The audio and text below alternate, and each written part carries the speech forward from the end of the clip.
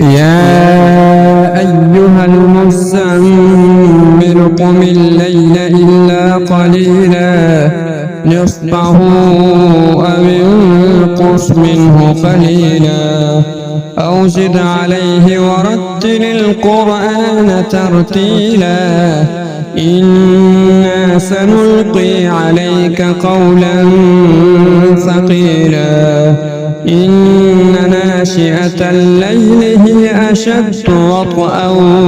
وأقوم قيلا إن لك في النهار سبحا طويلا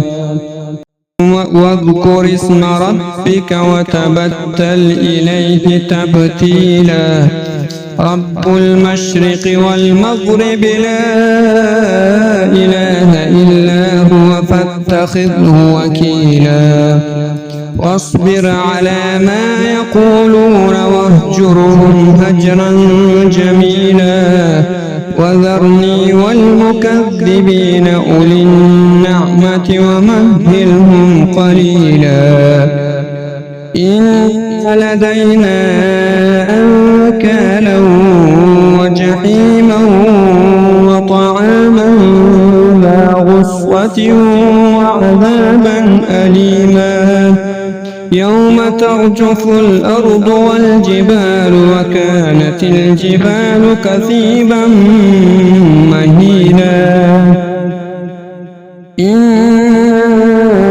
أرسلنا إليكم رسولا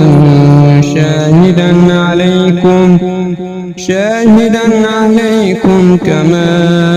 أرسلنا إلى فرعون رسولا فعصى فرعون الرسول فأخذناه أخذا وبيلا فكيف تتقون إن كفرتم يوما يجعل الولدان شيبا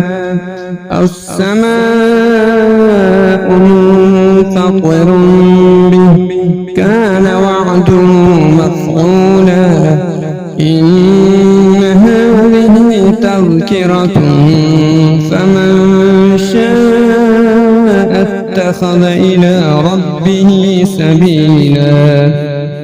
إن ربك يعلم أنك تقوم أدنى من ثلثي الليل ونصفه وثلثه وطائفة من الذين معك والله يقدر الليل والنهار علم أن لن تحصوه فتاب عليكم فاقرؤوا ما تيسر من القرآن علم أن سيكون منكم مرضى وآخرون يضربون في الأرض يبتغون من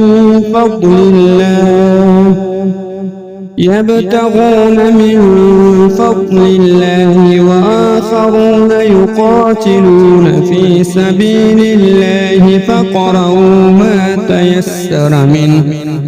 وأقيموا الصلاة وآتوا الزكاة وأقرضوا الله قرضا حسنا وما تقدموا لأنفسكم من خير